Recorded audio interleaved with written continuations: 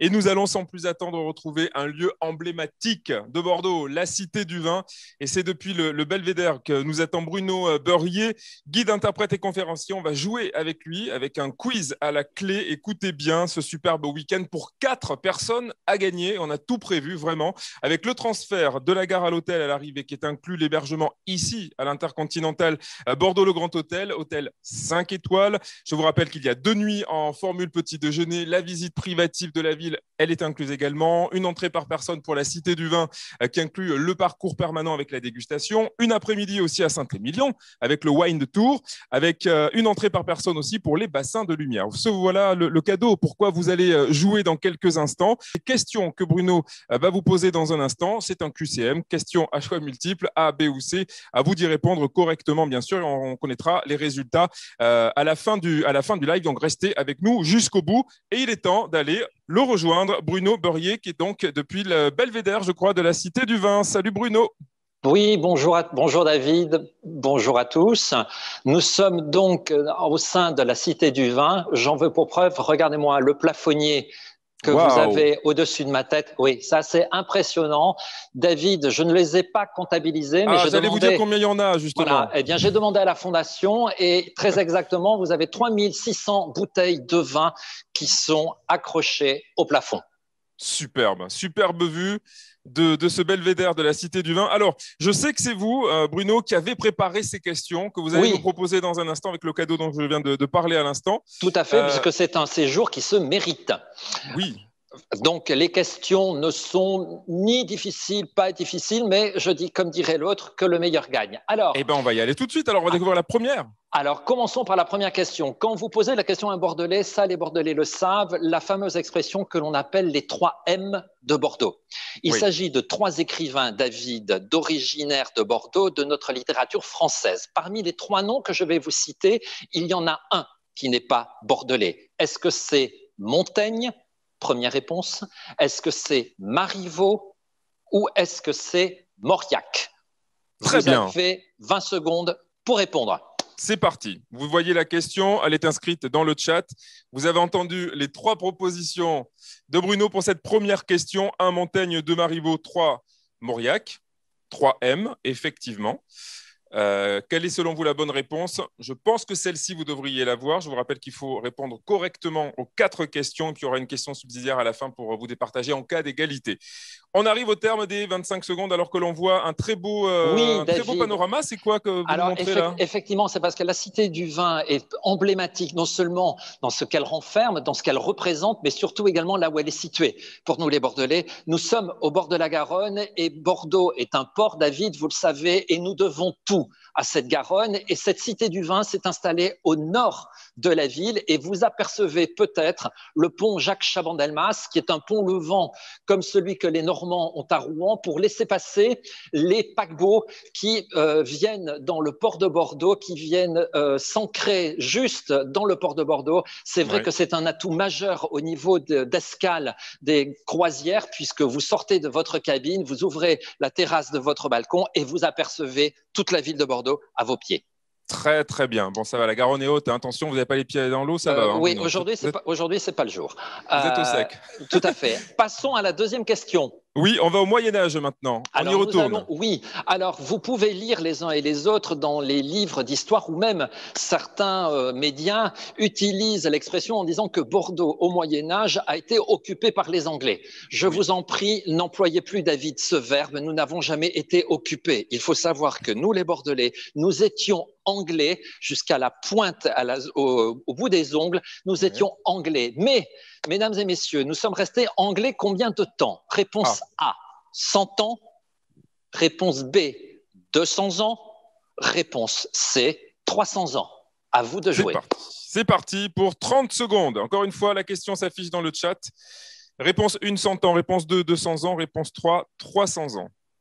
Alors, Concernant la question qui va suivre, David, vous allez me trouver un petit peu mesquin, Non, puisque jamais, Bruno, vous le savez. bien entendu, l'indice va se trouver derrière moi et Oui. nous avons fait, bien entendu, appel à la météo pour que cet indice, vous puissiez pas forcément trop le déceler. Ah, il est un peu dissimulé. Alors là, c'est un indice pour la prochaine question pour celles et ceux qui ont déjà répondu à la deuxième. C'est parfait.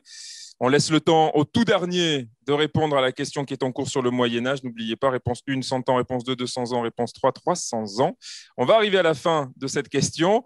Et l'indice, j'espère que vous l'avez vu, hein. Franchement, c'était assez succinct, mais connaissant la question, c'était quand même sympa de votre part, franchement. Merci, David.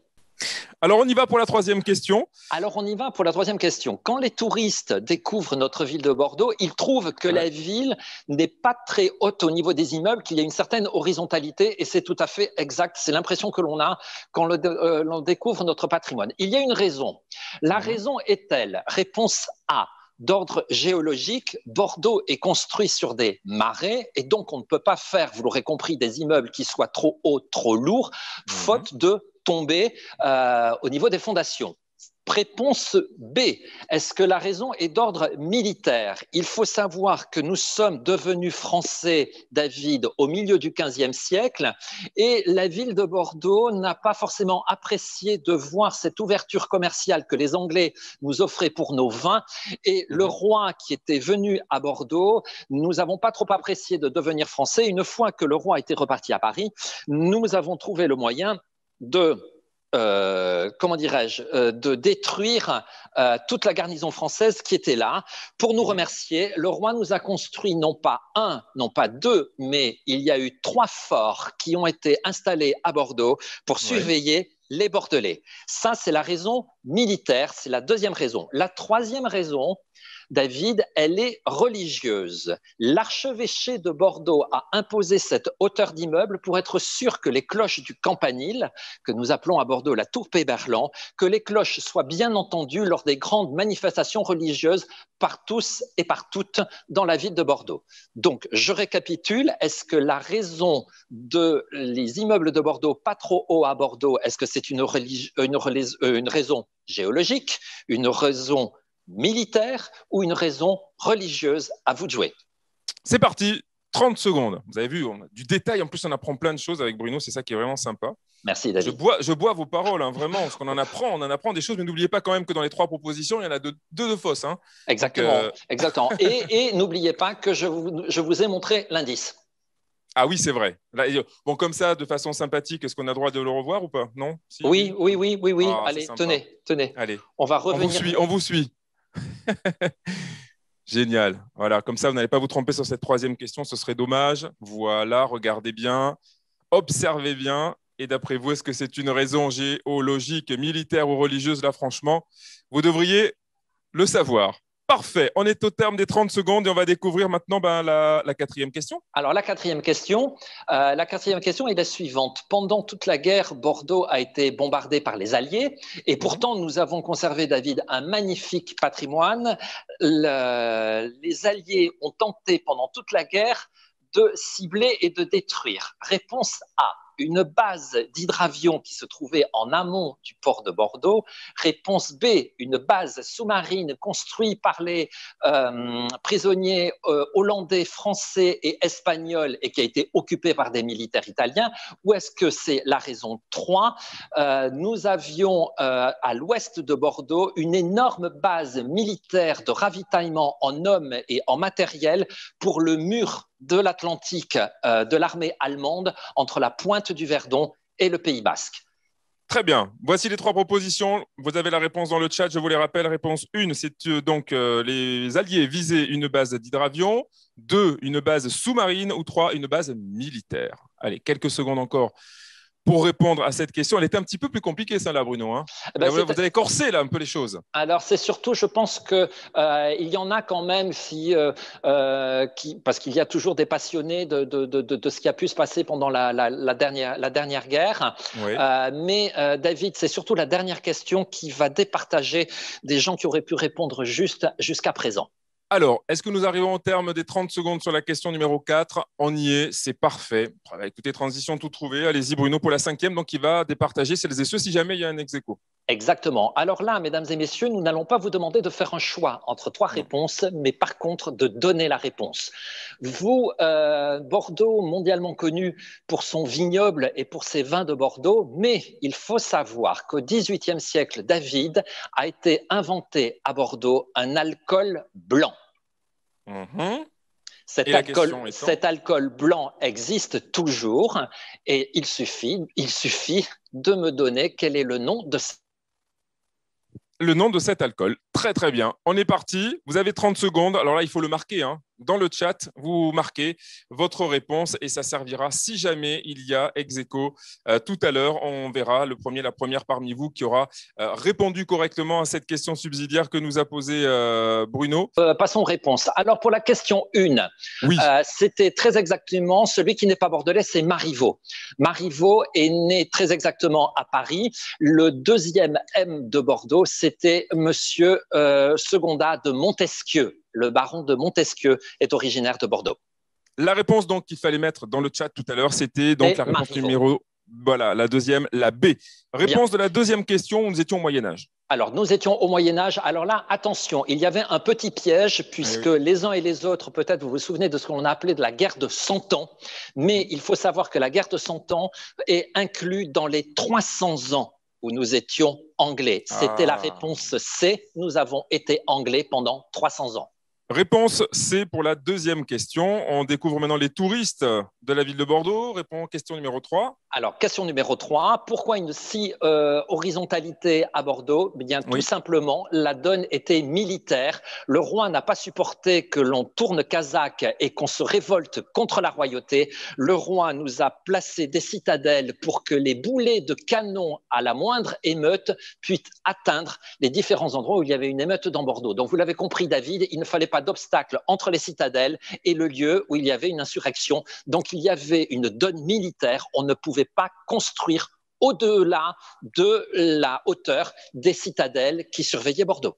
Très bien, donc c'était la réponse B qu'il fallait marquer. On termine avec la quatrième question sur les bombardements. Alors, la quatrième question, si Bordeaux a toujours ce magnifique patrimoine, c'est que nous avons eu en 1941 une base sous-marine sur ce fameux mur de l'Atlantique que les Allemands avaient construit à Bordeaux, ici. Nous sommes, la Cité du Vin est construite juste à côté de ce bâtiment et de ce monument qui est absolument immense, puisqu'il faut savoir que les Alliés ne sont jamais arrivés à détruire cette base sous-marine, David. Réponse B également sur la quatrième question. Et alors là, par contre, j'avoue que j'aurais jamais su répondre à cette dernière question-là, c'est la cinquième sur ce produit typiquement bordelais. Eh bien, typiquement bordelais et d'une telle modernité, David, c'est que figurez-vous que c'est une chef d'entreprise, une femme, qui a inventé, David, l'alcool, la Marie Brizard. D'accord. Elle a donné son nom à l'alcool. C'est une bourgeoise bordelaise. On est au milieu du XVIIIe siècle. La tradition veut qu'elle aurait recueilli et se occupé d'un esclave qui était en piteux état. Et pour la remercier, David, l'esclave lui aurait donné une décoction à base d'anis, puisqu'il y a de l'anis dans la Marie Brizard. Et elle a lancé sa société, son entreprise. La Marie Brizard existe depuis le XVIIIe siècle et c'était à Bordeaux. Et bien voilà, je ne boirai jamais plus de Marie Brizard sans penser à vous, Bruno. Merci beaucoup en tout cas. Merci pour ces questions, ces réponses, votre bonne humeur légendaire et puis belle fin de soirée à la Cité du Vin. À très bientôt. Merci à vous et bravo à ceux qui ont gagné de ce séjour à Bordeaux. Ils vont en profiter bien entendu puisque Bordeaux s'ouvre à vous pour vous faire visiter. Exactement. Merci beaucoup Bruno et on aura la réponse.